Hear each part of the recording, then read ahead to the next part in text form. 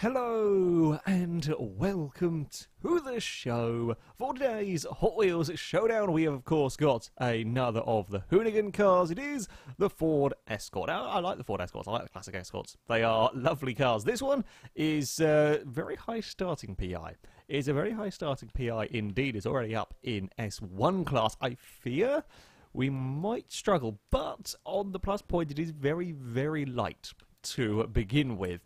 We're going to, of course, start with race tyres. We can get race tyres on the vehicle. It's £1,800 to start with, so yeah, very, very, very light indeed. We can get some nice race tyres on the vehicle, but that pretty much jumps us up to a mid-ish, and by the time we've got the rear tyres on, and I do want the biggest tyre widths I can on the car. We've seen time and time again, the Hot Wheels Showdown, while yes, speed is important, grip is equally, because of the nature of a lot of medium and high-speed corners. I need the tyre, especially when the car has fairly diddy tyres to be. I say fairly diddy, 245s. But yeah, these are relatively small. On the plus point, the car isn't going to have 800 horsepower, so we can kind of get away with it to an extent. We will be wanting race brakes, most definitely. Suspension, we'll keep it as it is. We're not going to have off-road suspension.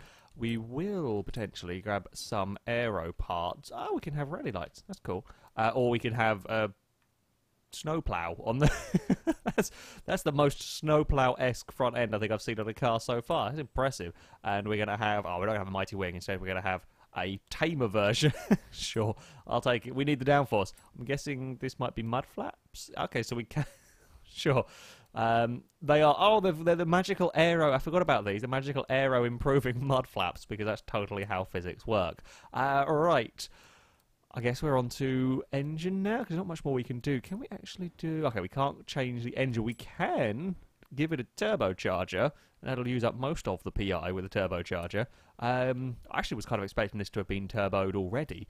I was expecting it to have had a turbo. Apparently not. We might go naturally aspirated. These bits are giving it a fair amount of power, so we've got to go for exhaust, get some more weight out of the car. Up to 408 horsepower. Not much in the way of upgrades for this engine, although I say that, let's face it, the thing is being massively modified to get to this state. I'm not sure which way is better to go. Okay, so hold on, let's have a look. 439, or if we go with this, it is 434. But we can't get both on. That's a bugger. Okay, let's go 439. I guess flywheel.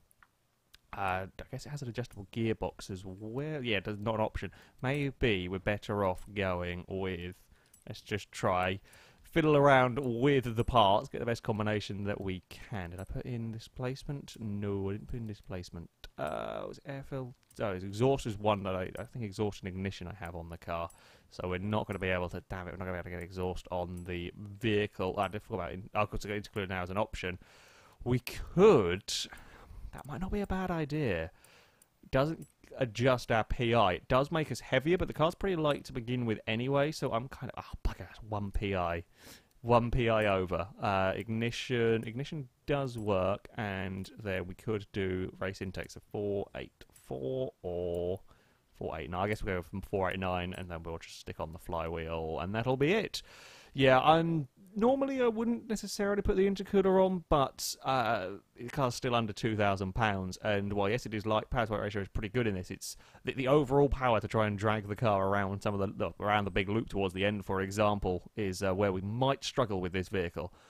We'll stick that in there, and then we are ready to go, pretty much, with the Escort. It's an interesting prospect. It is an interesting prospect. I'm not necessarily expecting it the right challenge at the very top. I think we might just not have enough power for that high-end speed towards the end of the lap, but nevertheless, could be quite a competitive car.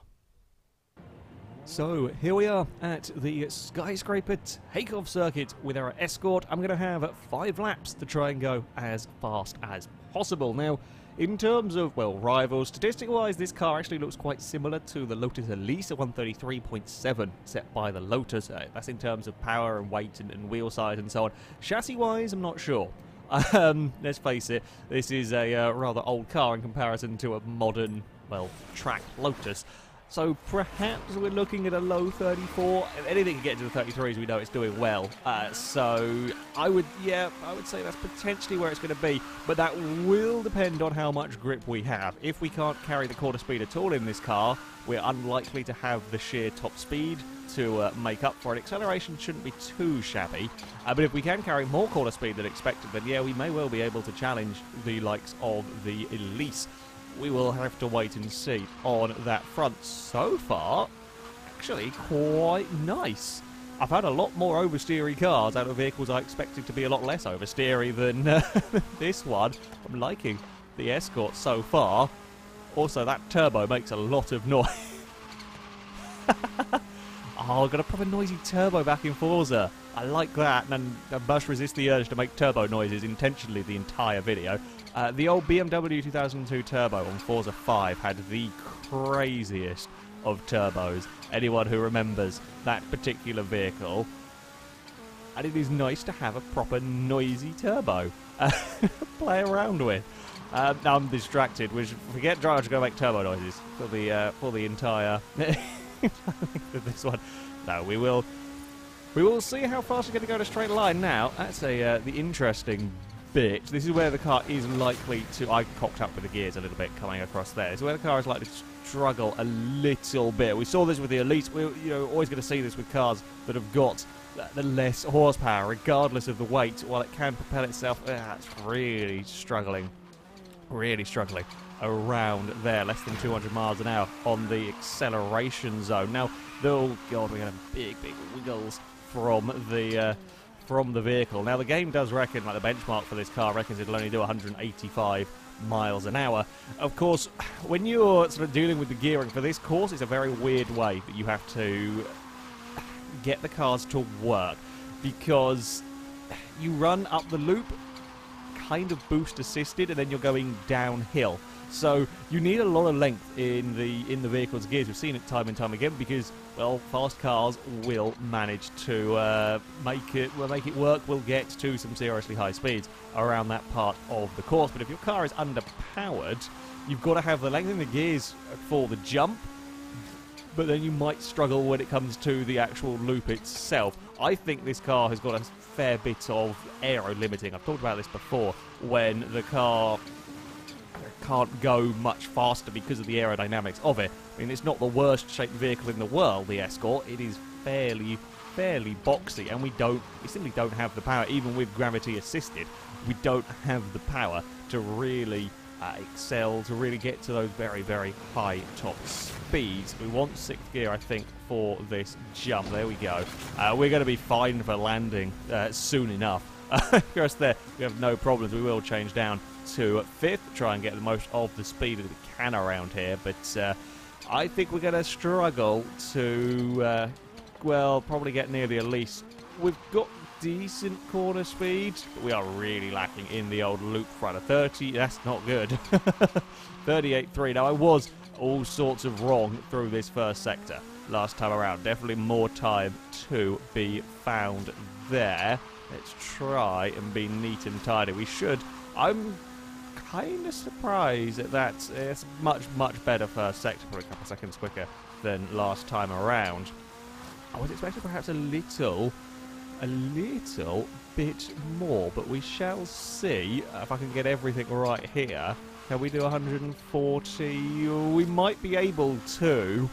I turned in and then the back end just was moving. It wasn't really sliding. It's just I had to be ready to catch it, and shrugged off some speed with a big old wiggle from the Escort. And the brakes on this... Oh, I just pressed change camera button by accident. The brakes on this are pretty bloody good, as you would hope and perhaps kind of expect a car this light to get stopped pretty quickly.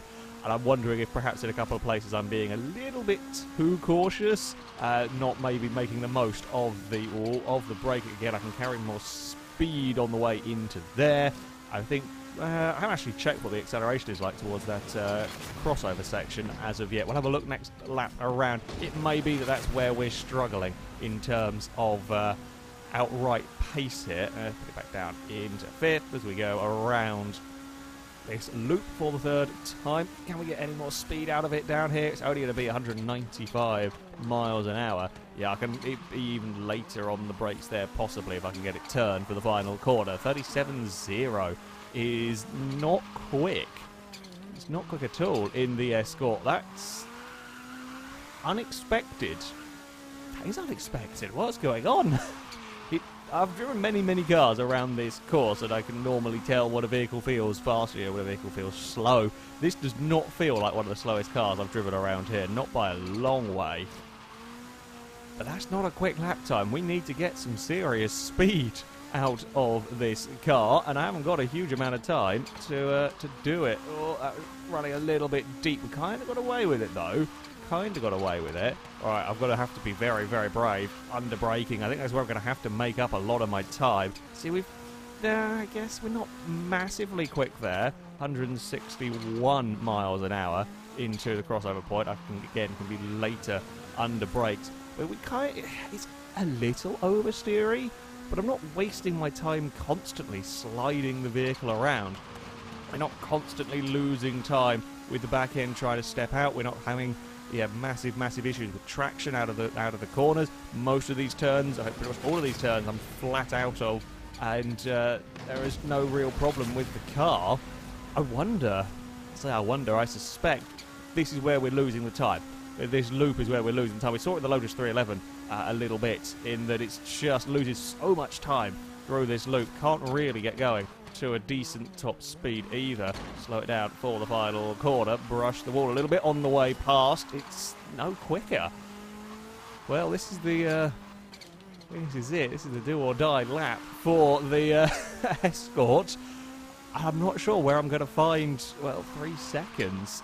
That's a big chunk of time that we are needing. I'm trying not to excite the rear of the car at all through turn 3. It's not the quickest first sector, I will admit, but it's not terrible. It's not so far down on the kind of ghost checkpoint movie time that is a rough guesstimate of mine. Right, if we go down to 4, I do not trust the rear of this car at times around here completely. It's not big oversteery. It feels very lively. Good fun to drive, but when you're really trying to push it to get a lap time, it's a little bit disconcerting, especially for someone like me who doesn't like the back of a car moving around when I am racing. Bugger it. Just skidded into the wall slightly. It's not really cost us any time, that one. Can we get away with running in with more speed here? Not really. I have to try something, throw the car at the corner. This is it for the final time. Around the loop we head. Are we going to... Oh, bloody hell, it's not happy with that. We got the... Amusingly, that's the best run we've got off the boost pad, despite having managed to scrape the underside on the jump. Come on, car. We can do it. We can make some improvement as we dive into the final corner. That was as late on the brakes as I possibly could go.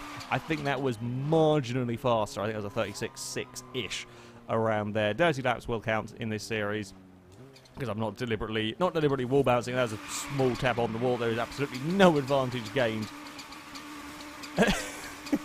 Turbo go. No advantage gained from any of that, so I will count it. So I'll have to go back and check frame by frame to see what we did in terms of a lap speed there. I believe it was fractionally quicker.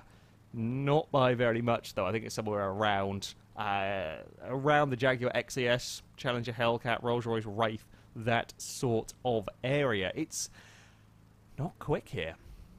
It's not quick here, and it's completely bemusing to me in that, yeah, it is the loop, as I expected, struggled. You know, the loop, it wasn't quick around whatsoever. But everywhere else, it felt pretty good. And cars like the Elise weren't fast around the loop, but they made out their time elsewhere. Of course, yeah, it's not going to have the handling. It's not going to have the handling of the Lotus, but that's an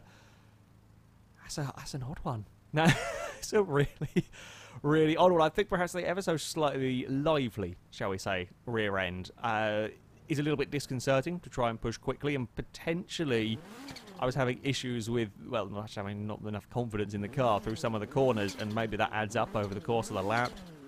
But the first 2 sectors, I don't think we're that far down. It is definitely struggling with the straight line speed. perhaps not so much of a surprise with the relatively underpowered nature of this car in comparison to what's run before. You know, we're talking a lot of 700-800 horsepower cars go around here. So, yeah, I guess turbo noise is a redeeming feature. Oh, we'll end with that. We'll end on a on a happier note. That, though, is going to be it for this video. Thank you very much for watching, and until next time, goodbye.